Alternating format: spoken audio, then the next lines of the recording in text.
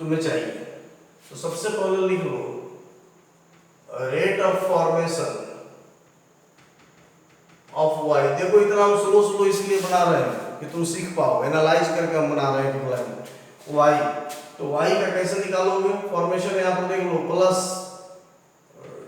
dy by dt। ऐसे ही rate of formation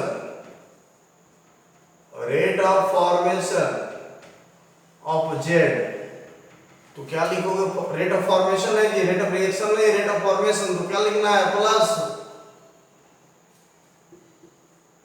dz by dt। Clear हो गया। यहां पर देखो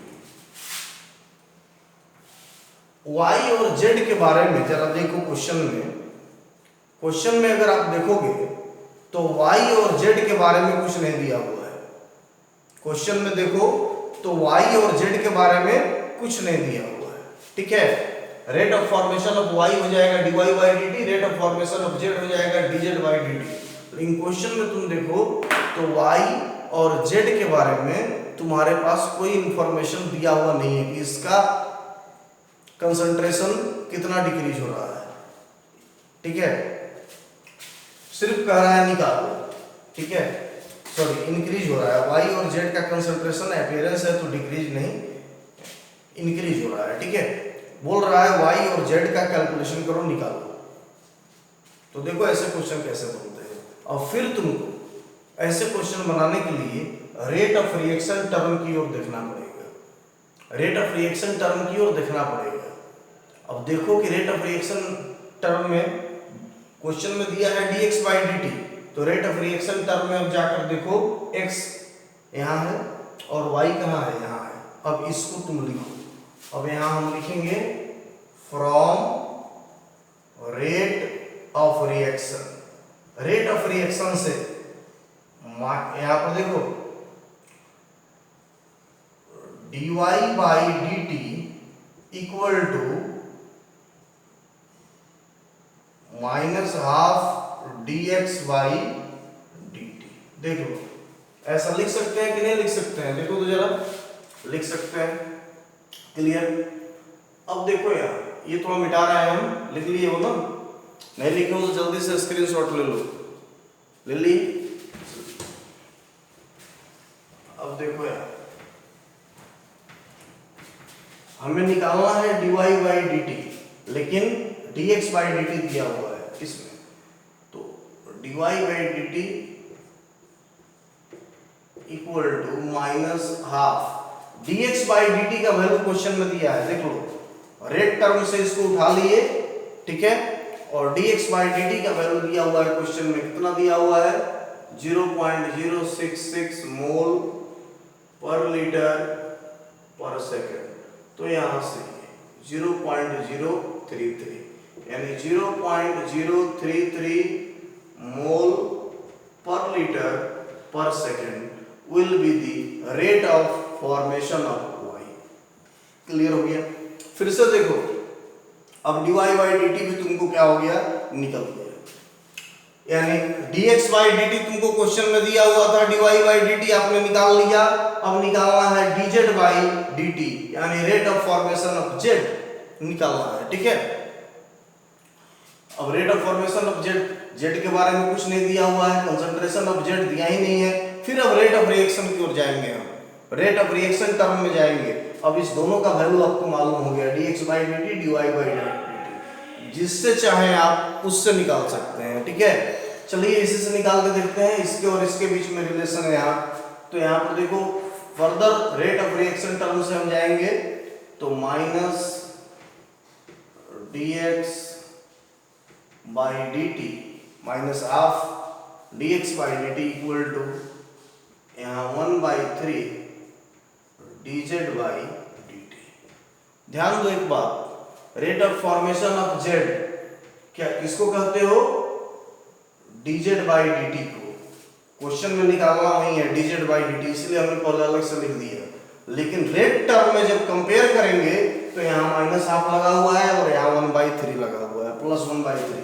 निकालना तो सिर्फ ये है ना यार, क्योंकि rate of rate of formation of Z equal to D Z by D T होता है, इसको निकालना है। तो इस टर्म को हटाना पड़ेगा, तो इधर लेके जब जाओगे तो यहाँ पर देखो, यहाँ पे अगर इधर लेके जाओगे थोड़ा देखो, मैं जो लिख रहा हूँ, मैं लिख रहा हूँ D Z by D T, D Z by D T को इधर लिख दिया, ठीक है। तो अब ये इधर जाएगा तो क्या लिखोगे, 3/2 into D x by D T हो जाएगा, क्योंकि तुमको तुम्हारा टारगेट यही है, निकालना यही है, D Z by D T.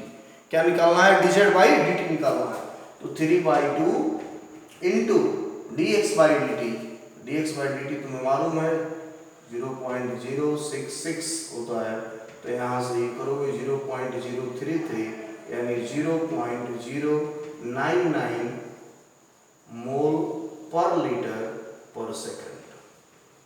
देखो इस क्वेश्चन को पूरी तरह हमने एनालाइज करके बनाया है, इस क्वेश्चन को पूरी तरह हमने एनालाइज करके बनाया है, जिससे प्रत्येक स्टूडेंट, चाहे वो स्टूडेंट पढ़ने में अच्छा हो या एवरेज हो, आराम से सीखिए, ठीक है। ऐसे ही क्वेश्चन लिखते हैं।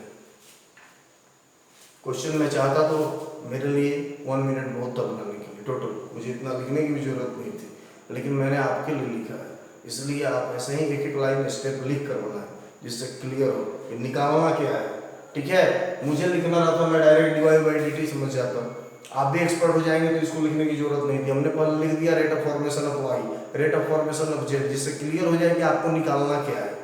और इसके बारे में कुछ नहीं दिया हुआ है, तो नहीं दिया हुआ है तो हम किस पे डिपेंड है, हम रेट ऑफ रिएक्शन पे डिपेंड है। इसीलिए जब भी ऐसा क्वेश्चन पूछे, रेट ऑफ रिएक्शन से शुरुआत करने का है यहाँ से, और रेट टर्म से जब आप कंपेयर करके लिखेंगे, जो दिया हुआ है उसका वैल्यू और जो निकालना है उसका वैल्यू को कंपेयर कर दीजिए।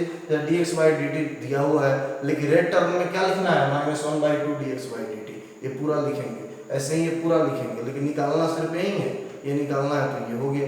अब मान लीजिए कि D Y by D T का वैल्यू आ गया, चाहे तो इसके और इसके बीच में रिलेशन बना ले आप, या चाहे तो इसके और इसके बीच में रिलेशन बना के D Z by D T को आप निकालो। क्लियर हो गया। और भी आप अभी क्वेश्चन देखेंगे तो आपको क्लियर हो जाएगा कि कैसे बाकी क्वेश्चंस बनते हैं।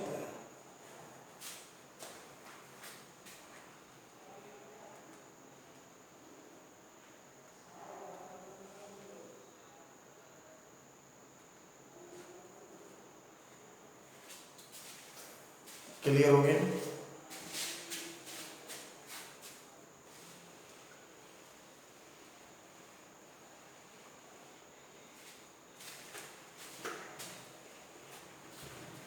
और भी कुछ क्वेश्चन देख लेते हैं जिससे कि और क्लियर हो जाएगा, जो हम पढ़े हैं थ्योरी वो आसानी से अप्लाई कर पाएंगे, ठीक है।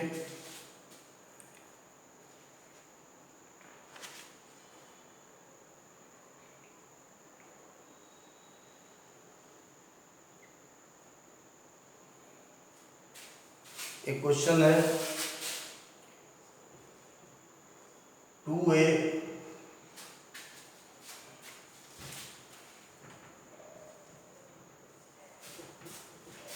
फोर बी प्लस सी, ये रिएक्टेंट है और ये प्रोडक्ट्स है, ठीक है। कह रहा है this reaction occurs in A close vessel,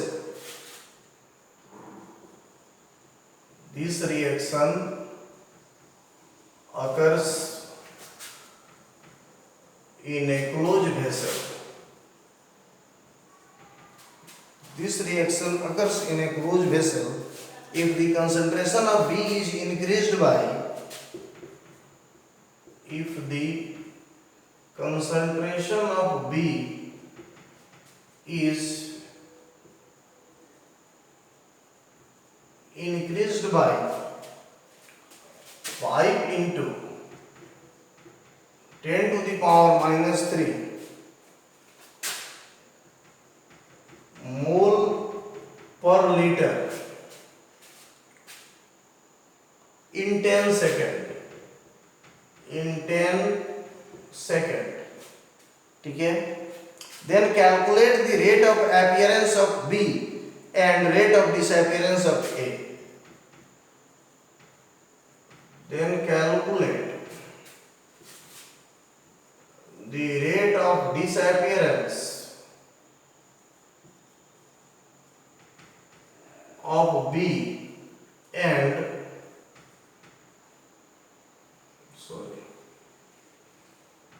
rate of appearance of B and rate of disappearance of A। देखो क्वेश्चन है 2A giving rise to 4B plus C. This reaction occurs in a closed vessel if the concentration of B is increased by 5 into 10 to the power minus 3 mole per liter in 10 seconds. Then calculate the rate of appearance of B and rate of disappearance of A। ठीक है, सबसे पहले देखो इस question को जब शुरू करेंगे बनाना, सबसे पहले यहां पर देखो पहले क्वेश्चन लिख लेंगे reaction 2A 4B plus C ये दिया हुआ है, ठीक है। अब रेट ऑफ रिएक्शन लिखेंगे, रेट ऑफ रिएक्शन लिखेंगे। तो जब रेट ऑफ रिएक्शन लिखेंगे इसका, तो यहां पर देख लो minus half dA by dt equal to plus 1/4 dB by dt equal to plus dC by dt। इतना में किसी स्टूडेंट को कोई दिक्कत नहीं होना चाहिए। रेट ऑफ रिएक्शन लिखा गया। अब देखो क्वेश्चन पूछ रहा है, इफ द दे रहा है क्वेश्चन में, if the concentration of B is increased by 5 into 10 to the power minus 3 mole per liter in 10 second, ठीक है। तो ये हो गया तुम्हारे पास क्लियर कट, ठीक है, इसका रेट ऑफ रिएक्शन। अगर मान लो यहां से जो अब क्वेश्चन पूछ रहा है calculate the rate of appearance of B and rate of disappearance of A। अब पहले rate of appearance of B का फॉर्मूला लिखो, rate of appearance of B अगर लिखना होगा तो कैसे लिखोगे, तो लिखोगे प्लस dB बाई dt, क्योंकि तुम कभी भी इसमें स्टोइकियोमेट्रिक कोएफिशिएंट नहीं लिखोगे, तो dB बाई dt, ठीक है। अब B के बारे में कोई देखो कंसंट्रेशन ऑफ B दिया हुआ है 5 into 10 to the power minus 3, तो 5 into 10 to the power minus 3 mole पर लीटर है, और नीचे में दिया हुआ है टाइम 10 सेकेंड 10, यानी ये कंसंट्रेशन जो चेंज है dB by dt हो गया 5 into 10 to the power minus 3 by 10। Clear हो गया। अब देखो यहाँ पे 5 into 10 to the power minus 4 मोल पर लीटर, और नीचे में सेकंड है तो ऊपर में गया तो पर सेकंड। क्लियर हो गया, आ गया। अब क्वेश्चन कर रहा है रेट ऑफ डिसअपीयरेंस ऑफ ए। अगर रेट ऑफ डिसअपीयरेंस ऑफ ए लिखना हो तो कैसे लिखोगे, तो रेट ऑफ डिसअपीयरेंस ऑफ ए पहले फॉर्मूला लिखो, तो क्या लिखोगे dA बाई dt, ए में लिखोगे जी माइनस dA बाई dt। कोई दिक्कत है नहीं। अब जरा देखो रेट ऑफ डिसअपीयरेंस ऑफ ए लिखोगे माइनस dA बाई dt, लेकिन ए के बारे में तो कुछ दिया ही नहीं है। कंसंट्रेशन ऑफ बी दिया था तो हमने निकाल दिया, कंसंट्रेशन ऑफ बी दिया हुआ था कि कितना से इंक्रीज कर रहा है कितना टाइम में, तो हमने निकाल दिया rate of appearance of B. लेकिन ए के बारे में कुछ दिया ही नहीं है तो कहां से निकालेंगे, तो हमने बताया आपको सबसे पहले अपीयरेंस का फॉर्मूला लिख दो, तो रेट ऑफ डिसअपीयरेंस का फॉर्मूला हमने लिख दिया A इक्वल टू दिस। अब इसके बाद अब इसके लिए कहां चलेंगे, तो रेट टर्म में चलेंगे, रेट ऑफ रिएक्शन टर्म में। इसलिए मैं हमेशा क्वेश्चन की शुरुआत कर रहा हूं तो रेट ऑफ रिएक्शन लिख रहा हूं, चाहे पूछे चाहे नहीं पूछे। तो रेट ऑफ रिएक्शन में चलो, तो देखो अब रेट ऑफ रिएक्शन ए के टर्म में है, बी के टर्म में है, सी के टर्म में है, तीनों टर्म में लिखा हुआ है, ठीक है। तो लेकिन हम चलेंगे कहां, जो निकालना है हमको dA बाई dt यानी इस टर्म में, और दिया हुआ है dB बाई dt क्वेश्चन में कंसंट्रेशन ऑफ B गिवन है, तो इस टर्म में जो दिया हुआ है जो निकालना है उसके बीच का, उस दोनों टर्म के बीच के रिलेशन को हम लोग ले लेंगे कहां से, रेट ऑफ रिएक्शन से, ठीक है। इसीलिए ध्यान में रखना है कि कहां से किस टर्म को उठाना है रेट ऑफ रिएक्शन से। तो देख लो, तो from rate of reaction term, इस टर्म से देखो दिया हुआ है माइनस dA बाई dt, ठीक है, और निकालना है, और प्लस यहाँ पर लिख लो 4dV बाई dt। चलो देखो निकालना क्या है भैया, ये तो रेट टर्म से हो गया, dA और dV, A और B के बीच का रिलेशन रेट ऑफ रिएक्शन से यही है, ठीक है, लेकिन हमें निकालना क्या है, एकदम टारगेट पर फोकस कीजिए, dA बाई dt। लेकिन यहाँ पर ये टर्म निकालना है dA बाई dt, इसमें 1/2 भी लगा है, तो dA बाई dt निकालना है, तो dA by dt equal to, इसको उधर भेजेंगे तो 2/4 इंटू dV बाई dt, यानी 5 into 10 to the power -3 time is the 10, ठीक है, ये टाइम हो गया, तो ये बाई 2 हो जाएगा, यहाँ से ये काटोगे तो 2.5 आएगा, 2.5 इंटू 10 टू द पावर -4 मोल पर लीटर पर सेकेंड।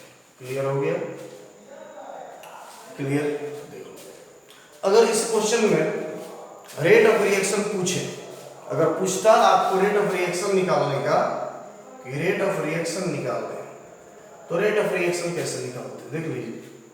अगर इस क्वेश्चन में पूछता रेट ऑफ रिएक्शन निकालने के लिए, तो रेट ऑफ रिएक्शन को आप कैसे निकालते, ठीक है, तो रेट ऑफ रिएक्शन को आपको निकालना होता तो यही रेट ऑफ रिएक्शन का टर्म है, ए के टर्म में, बी के टर्म में, सी के टर्म में।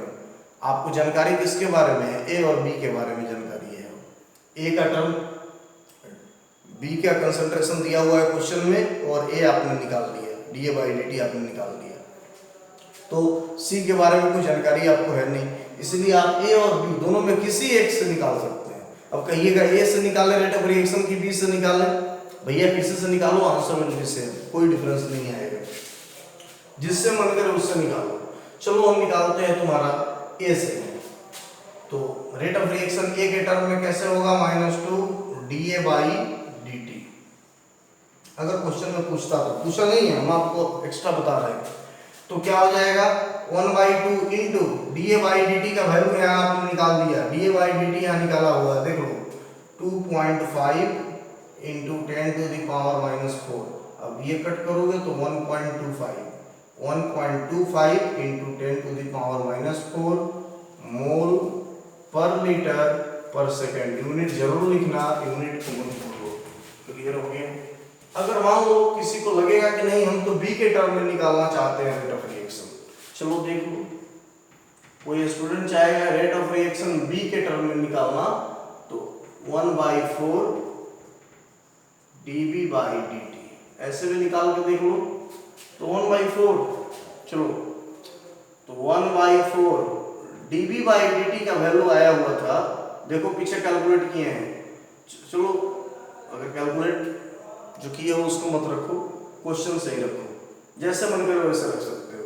तो dV बाई dt रखोगे तो यहाँ 5 इंटू 10 टू द पावर -3 था, और यहाँ t में 10 सेकेंड था, तो यहाँ देखो भैया ये कट करोगे तो यहाँ आ जाएगा 1.25, तो 1.25 इंटू 10 टू द पावर -4 मोल पर लीटर पर सेकेंड। देखो तो dA से निकालो चाहे dV से निकालो, A के कंपैरिजन में निकालो या B के कंपैरिजन में रेट ऑफ रिएक्शन निकालो, कोई डिफरेंस आया? कोई डिफरेंस नहीं आया, आंसर सेम होगा। अगर C का भी डाटा तुम निकाले रहते और C से भी निकालते तो सेम आंसर होता। इसीलिए रेट ऑफ रिएक्शन आप जितना टर्म दिया है, किसी एक टर्म से जिसका इंफॉर्मेशन आपको मालूम है, जिसका चेंज इन कंसंट्रेशन आपको मालूम है, उससे आप निकाल सकते हैं, answer will be same. Clear हो गया? तो अगर आप पूरा का पूरा वीडियो देख रहे हैं, पूरा का पूरा लेक्चर देख रहे हैं, तो आपको बहुत मजा आ रहा होगा, ठीक है, आप सीख रहे हैं। जल्दी लिखिए, और भी क्वेश्चंस हैं काफ़ी हमारे पास।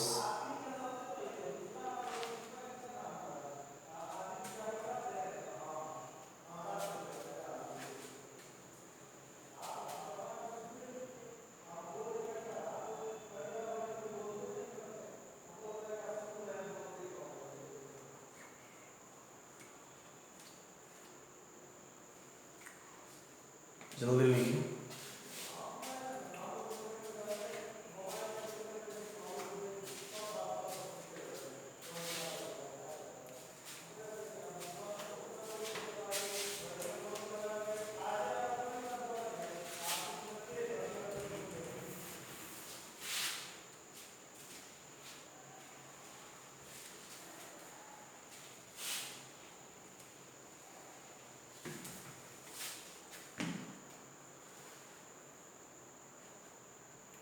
चलिए क्वेश्चन और बनाते हैं। हमने कहा है आपको नंबर ऑफ प्रॉब्लम कराएंगे जिससे आप सीख जाएंगे। 4NH3 plus 5O2, 4NH3 plus 5O2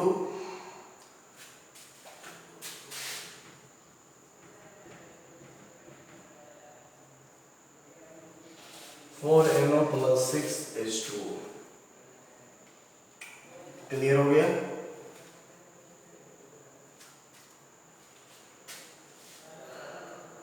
देखो क्वेश्चन है, if the rate of formation of nitric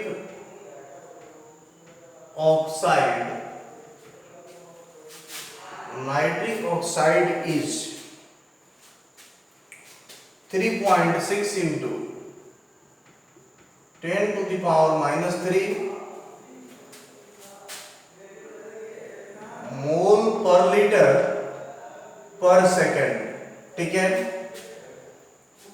then calculate the rate of disappearance of ammonia, then calculate the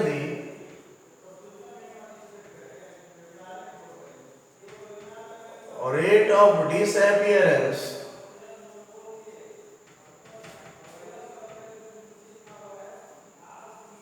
of ammonia यानी NH3 and the rate of formation of H2 and the rate of formation of H2, rate of formation of H2, also calculate the rate of reaction, also calculate the rate of reaction। ये आपके लिए एक question है।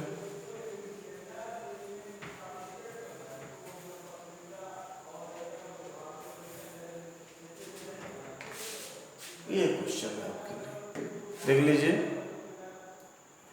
कह रहा है ये reaction दिया हुआ है, इसमें if the rate of formation of nitric oxide is 3.6 into 10 to the power minus 3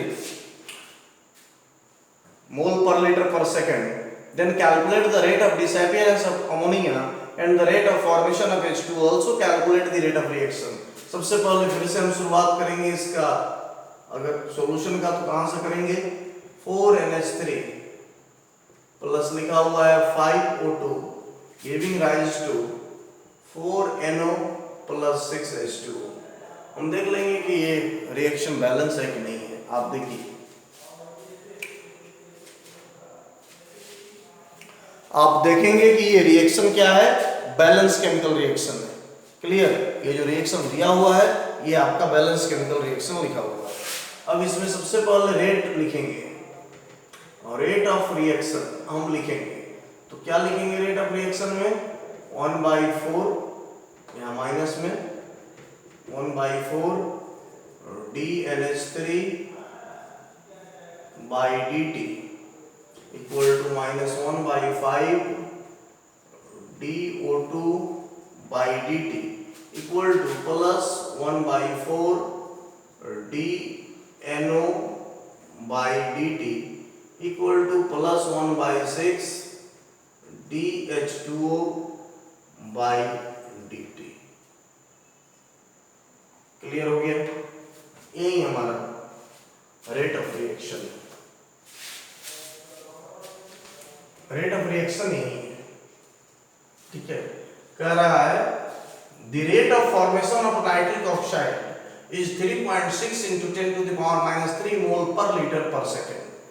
यानी क्वेश्चन में गिवन क्या है, अगर क्वेश्चन में गिवन अगर दिया हुआ है जरा देख लिया जाए, क्वेश्चन में गिवन क्या है, rate of formation of nitric oxide, rate of formation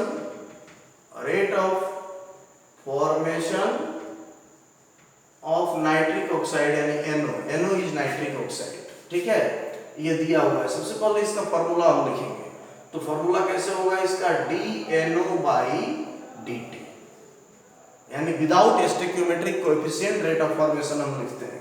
तो इसका वैल्यू दिया है 3.6 into 10 to the power minus 3 mole पर लीटर पर सेकेंड, हो गया, ये दिया हुआ है। तो कह रहा है calculate the rate of disappearance of ammonia and rate of formation of H2, also calculate the rate of reaction. बात समझ में आ गई, जो दिया है इंफॉर्मेशन वो क्लियर हो गया। पहले रेट ऑफ रिएक्शन देखो, अगर रेट ऑफ रिएक्शन हमें निकालना हो, रेट ऑफ रिएक्शन तो किसके टर्म से, अभी जो इंफॉर्मेशन है हमारे पास, जो इनिशियल इंफॉर्मेशन है वो सिर्फ DNO/dt है, तो हम रेट ऑफ रिएक्शन किसके टर्म में निकालेंगे, NO/NO के टर्म में। तो जरा देखो रेट ऑफ रिएक्शन NO के टर्म में कैसे है, जिसके बारे में इंफॉर्मेशन है उसी के बारे में, उसी से निकाल पाएंगे। तो 1/4 DNO/dt, ये रेट ऑफ रिएक्शन है भैया। तो 1/4 गुना यहाँ DNO/dt, ठीक है, क्या है DNO/dt, यानी नाइट्रिक ऑक्साइड का change in concentration of nitric oxide by change in time आपके पास दिया हुआ है। तो आप DNO/dt की अगर बात करें, तो DNO की अगर आप बात करें तो देखो यहाँ पे इसका वैल्यू दिया हुआ है 3.6 into 10 to the power minus 3, ठीक है, मोल पर लीटर पर सेकेंड। क्लियर हो गया?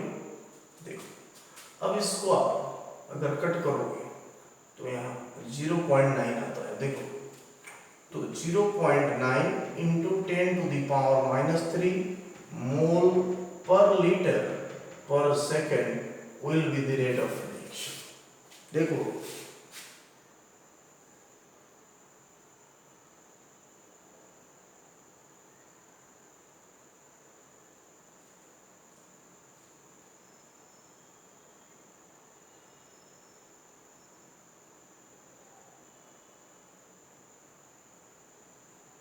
आगे बना लिया आप लोगों ने भी, ठीक है। अब रेट ऑफ, कह रहा है क्वेश्चन में, rate of formation of H2O निकालना है और rate of disappearance of ammonia निकालना है। तो रेट ऑफ फॉर्मेशन ऑफ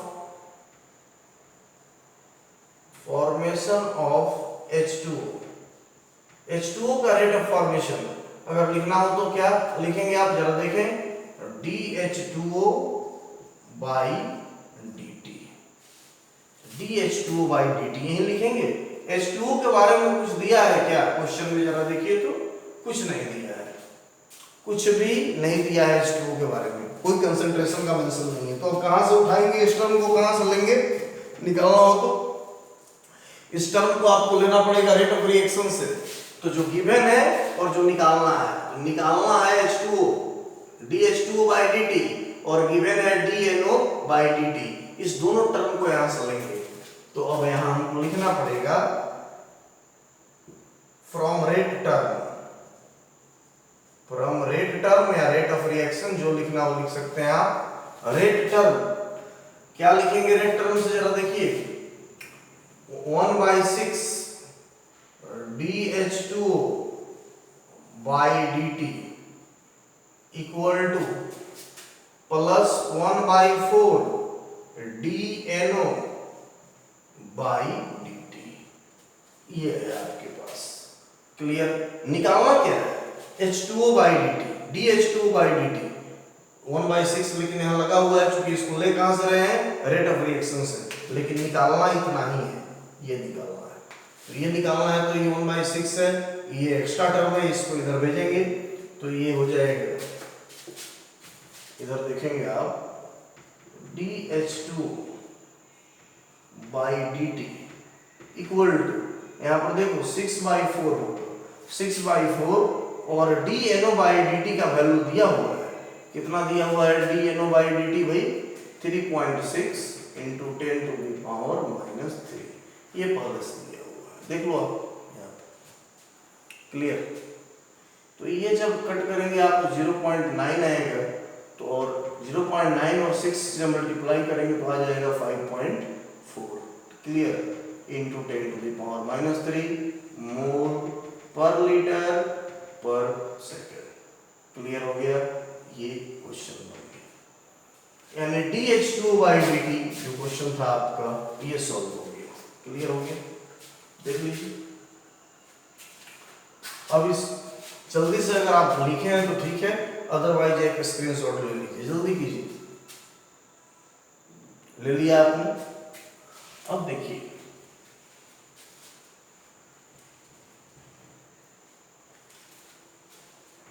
अब निकालना है आपको rate of disappearance, rate of disappearance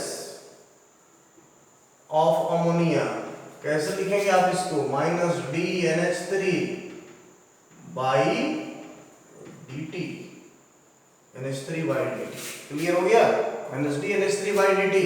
NH3 के बारे में कुछ दिया है क्या, उसका कंसंट्रेशन कुछ भी नहीं दिया है, फिर कहां से आपको चलना पड़ेगा, रेट टर्म से, तो रेट टर्म से यहां लिख देंगे फ्रॉम रेट टर्म। अब जिसके बारे में आप जानते हैं, अब तो आप DH2/dt भी जान गए, DNO/dt पहले से जानते ही थे क्वेश्चन से, तो आप या तो H2O के साथ रिलेशन निकाल दीजिए अमोनिया का रेट टर्म से, या फिर आप चाहे तो NO से ही रिलेशन निकालकर जो NO दिया हुआ है DNO/dt इससे लिख सकते हैं, दोनों से, क्योंकि H2O आपने निकाल लिया, DH2/dt आपने निकाल लिया और DNO/dt दिया हुआ है, दोनों में जिससे मन करे उससे रिलेशन निकालो। तो आइए हम NO/dt से ही करते हैं, तो यहाँ पर -DNH3/dt, ठीक है, उसके पहले क्या है रेट टर्म में -1/4 है, ठीक है, इक्वल टू -1/4 DNO/dt, देख लीजिए यही है, हमें ये मिटाना पड़ेगा। अब देखो आप क्लियर हो गया इसको, अब देखो ये 4 उधर जाएगा, हमें तो सिर्फ ये निकालना है, तो हो जाएगा DNH3/dt equal to 4/4 into DNO/dt, ये कट जाएगा, इसका वैल्यू बच जाएगा जिस कितना है 3.6 10⁻⁻3 मोल पर लीटर पर सेकेंड, क्लियर हो गई। तो इस तरह से हम लोगों ने इसको भी देख लिया।